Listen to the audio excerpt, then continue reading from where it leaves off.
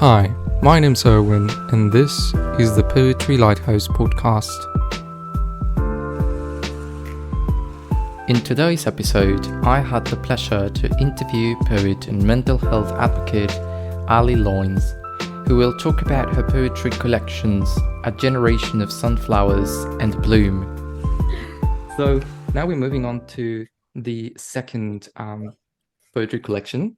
What I noticed about, first of all, before we jump into the contents, the cover is just so incredibly pretty. Yeah, so actually, both of them, they kind of contrast in Yeah. colors, and that's so amazing, like the black and white. Yeah, and I really like that you included some sort of pictures inside of it, some drawings. I forgot the name of the illustrator, by Kyla Jackson. Yeah. Kyla Jackson, that's my baby girl. That's my best friend. We've been friends for almost 10 years, and she is at the back of actually a generation of sunflowers. They're honeybees. She's my honeybee. She pollinates my flower, and if I need her, a bumblebee needs a flower, and a flower needs a bumblebee. Oh, that's Everything. that's very nice. So and how did this happen? I mean, how's the process of creating the drawing? Does she read the poem and then she comes up with something, or did you tell her what are you expecting to see as a drawing? Yeah, so I guess for the covers, it's a bit different, but for the inside doodles, we would sit down, we'd go cover to cover, and I would read the pieces out loud to her. After I'd finish, I would write down what I could imagine as a drawing, and as I, recited them or recited them to her, yeah, she would jot some notes, and we'd come kind of to a common ground, and yeah, we think, like, for instance, I'm looking at a piece here. The piece is living in extremes, and I talk about black and white lens hiding the truth. So it is a pair of 3D glasses. And I pictured some sort of glass or lens to be conveyed. And well, she made 3D glasses and it's great.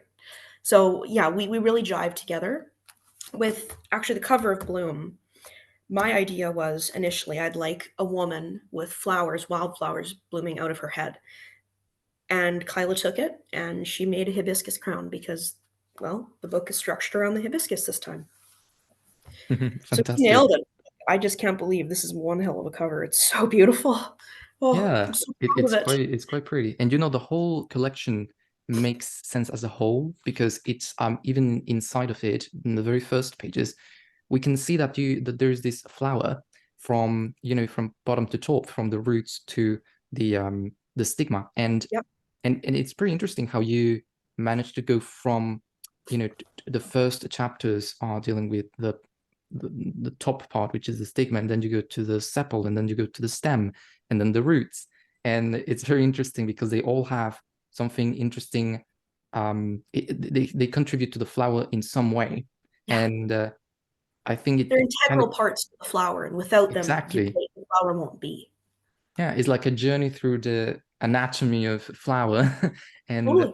it's really nice because every single part of this flower has its special meaning. The roots, we see the roots as perhaps our ancestors, and where we come Foundations. from, our relations with other people. Yeah, the stem and how thick and sturdy it is, and how you grow in it, and Yep. all of these different parts. I think we could make a lot of analogies with the human experience. Yeah.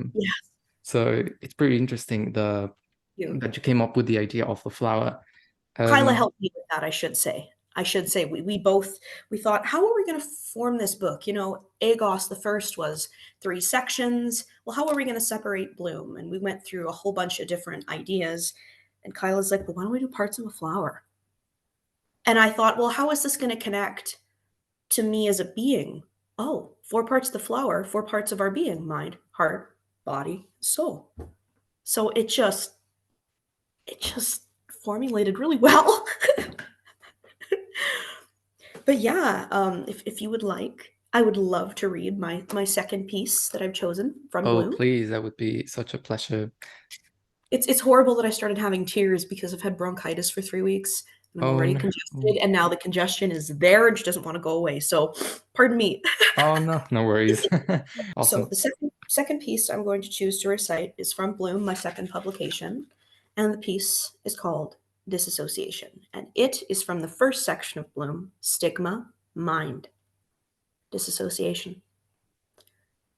Am I existing superficially, or am I actually absorbing the atmosphere around me?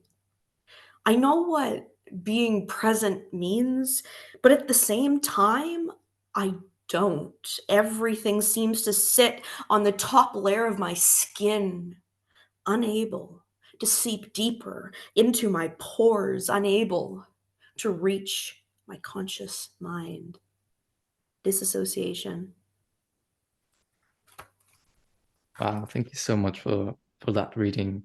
I can relate a lot to it actually.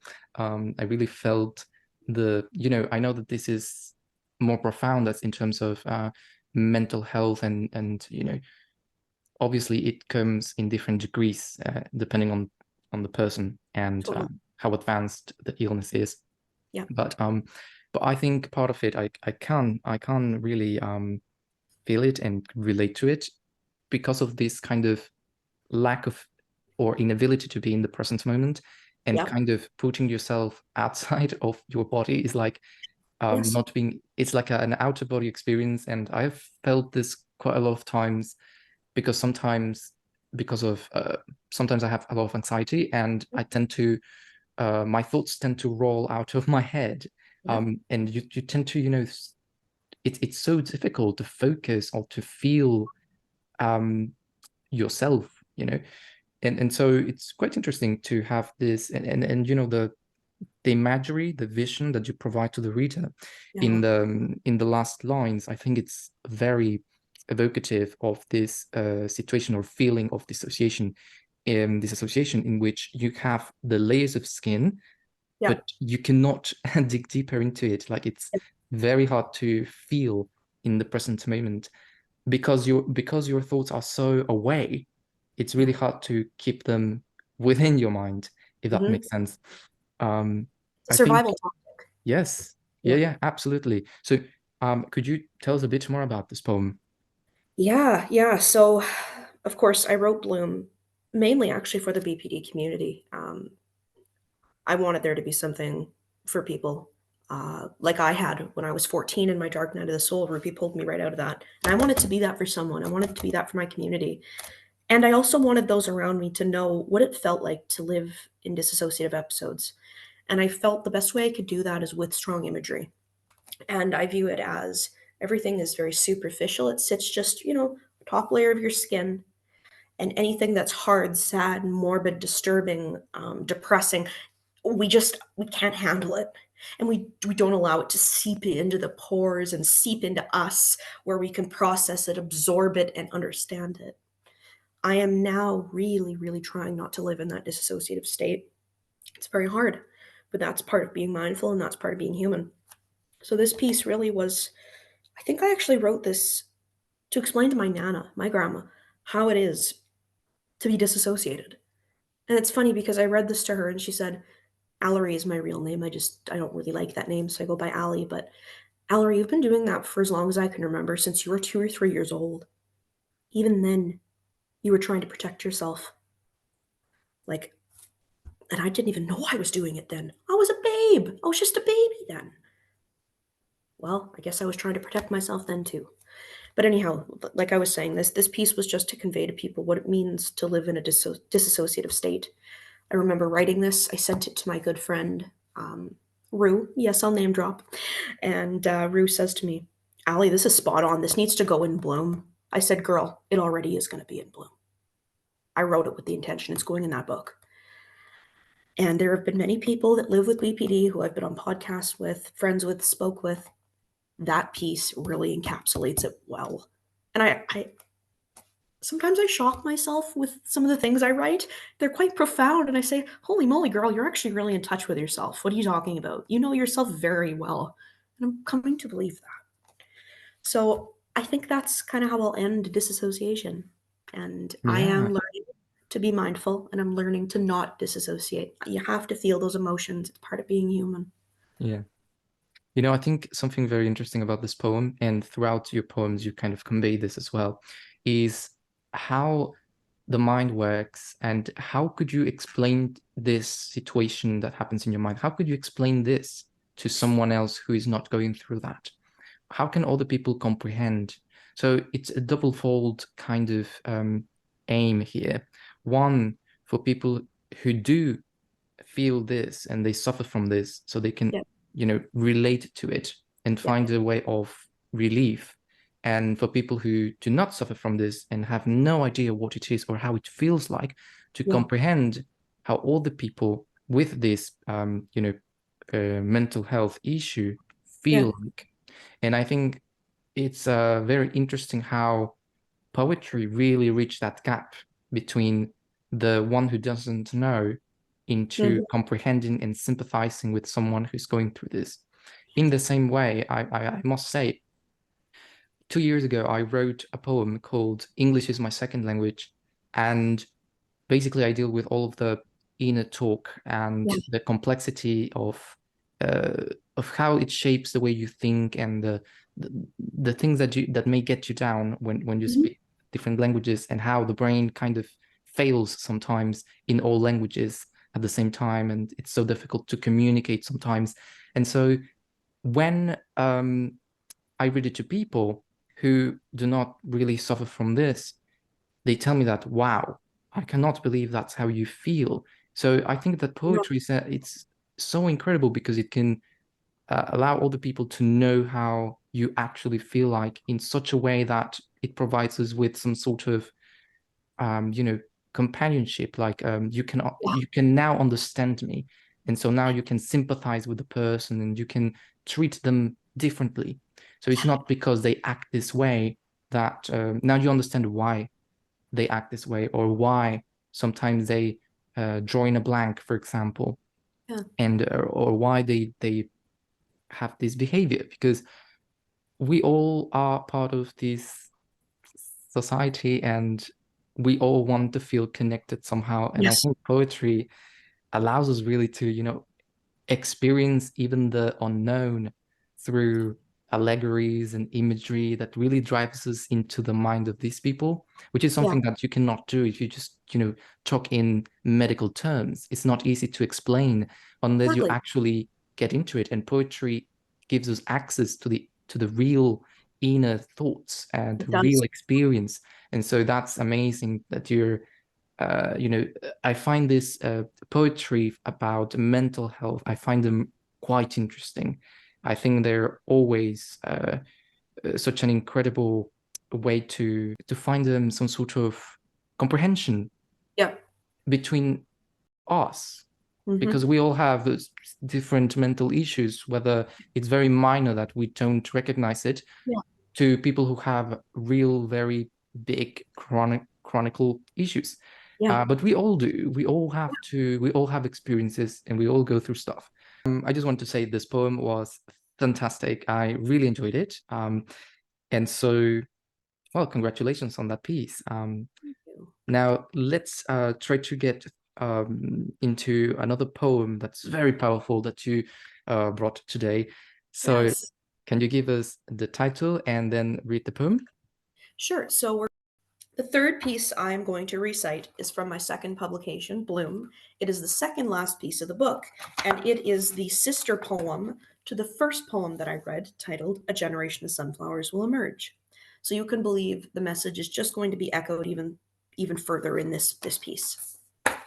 Without further ado, for this is the generation of sunflowers we create from bloom. Today, we stand tall, strongly rooted within ourselves, unwavering resiliency and grounded morals keep us upright in times of stormy weather. In our eagerness to face the sun, we allow our power to radiate from the bowels of the earth to the tips of our blooms. As our ancestors taught us, Shed those petals with grace and dignity. Future seedlings will need them as fuel for growth, in hopes that they will bud, blossom. For this is the generation of sunflowers we create.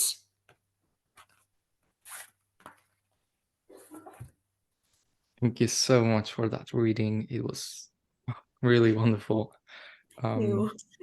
I really loved it, both poetically, like aesthetically, but also the hopeful and kind of positive takeaway from this poem is, I think, because it's almost at the end of it, and you start to feel this kind of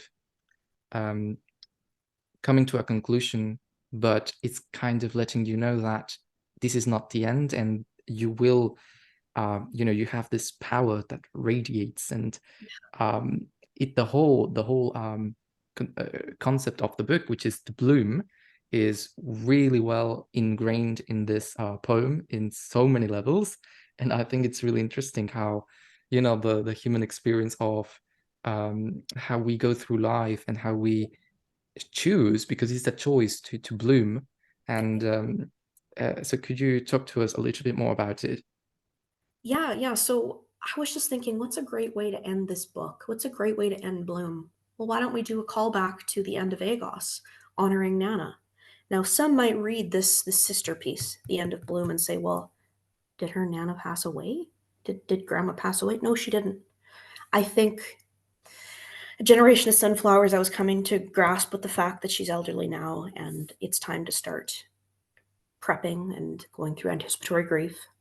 And in Bloom, it was really processing all of that, understanding it and being okay with it, and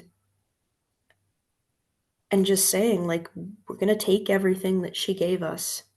And she can be whomever for anybody. It's just a she in my case for me. Um, take everything she gave you and run with it, because you've already created the generation of sunflowers. You've already done it, and just keep doing it. Just keep doing it.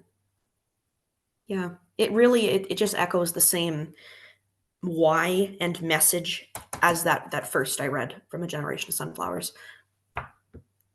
That first one speaks for both, I think. Yeah, I think it's quite powerful. There's this whole sort of uh, connection with the idea of the seed and how it starts growing. And so it's as though she had planted a seed on you. Oh, there you go. At the back of the back cover has a very perfect representation of what's going on in the poem. Oh, this is incredible. I just realized. So the ending of you know, in the ending, you have this poem, which is also the back cover. So when you finish it, you realize, that's the seed that she planted in you. Yeah. Yeah. That's so beautiful. I You. think the whole progression of the poems is very well crafted. I think you did a really good job there. And also, I thought the formatting of each poem is so new to me. You really Really? experimented with a lot of different shapes and Yeah. different techniques, poetic Yeah. techniques. So I think that's quite brilliant. For You. Aw. example, when you let me try to find some of them. Yeah. Quite I was very delighted to read. Um, for example, the one that starts that's called Caged is Oh, almost yep. at the Yep. beginning. So that Yep. one's Yep. very interesting how you decided to um, break the lines, Yep. and how in the end you have this kind of alliteration of Yep. death, deceit, distrust, destruction, drown me, like the d. Um, Pretty amazing. And also you have other poems in which you kind of go downwards as if it was a stair, Yeah. which I find also really very interesting and kind of playful. Very, it's fun to read. It is. Oh, I'm glad. It's really really nice. Um, and I well, worked and the pictures are really amazing as well. Another worked poem that I very, very really hard. really liked is the tea set. Oh yeah. Um, Yeah. because I don't know, but I find so much pleasure in reading such mundane, kind of everyday things turn Yeah. into something more meaningful. And I think that is what's going on with the tea set here, and I love that. You really did that really well.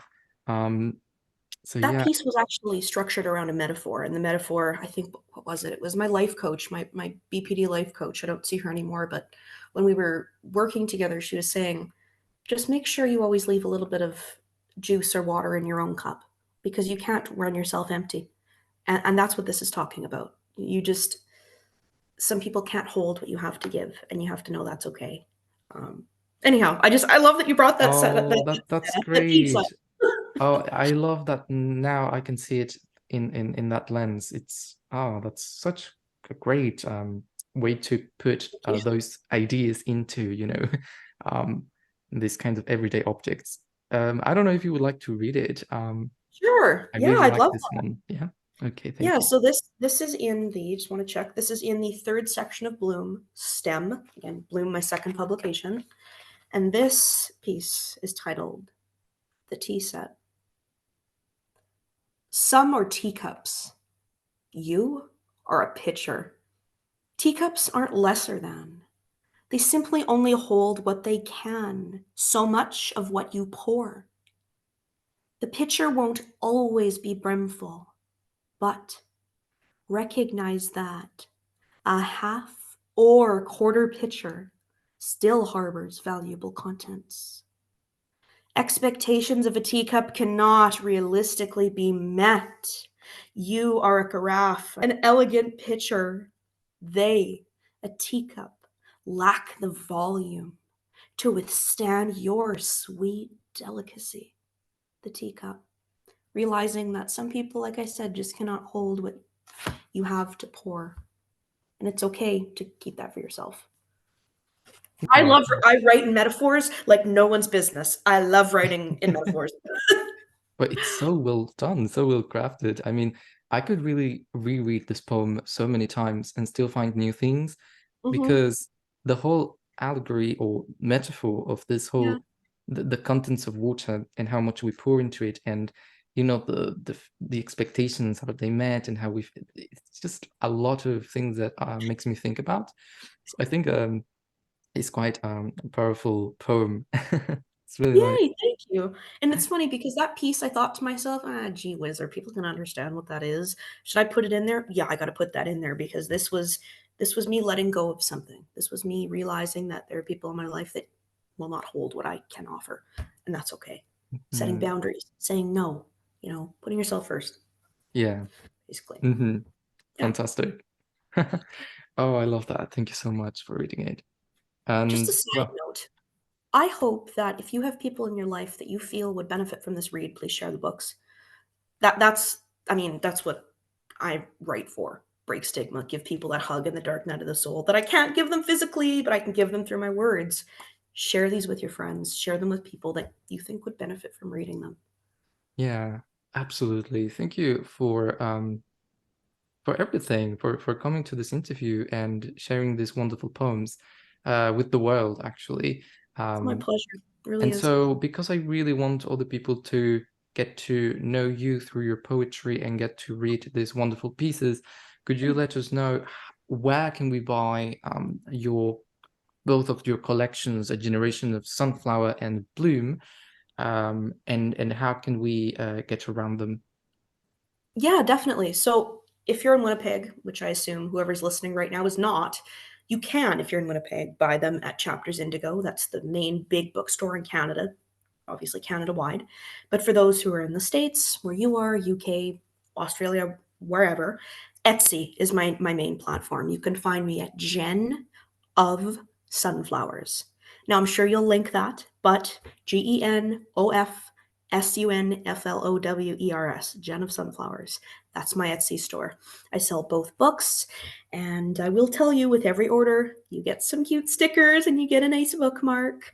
And if you want to know where I am on social media, on the bookmark, it does include my tag, Ally_author. But that's where you can find me. And for now, that's where I'm selling my books. I will be launching my own website at the end of this year. So that'll be great. I'll start directing traffic that way. But for now, it's Etsy, Jen of Sunflowers. You can buy both the collections there. Oh, thank you very much. And I'm really looking forward to seeing your website. Must be very Yeah. exciting. Yes, I am. It's very, very excited. It's good. Fantastic. So go follow Ally and her poetic and artistic journey, and let's all learn about mental health, and let's all try to help each other and connect through poetry.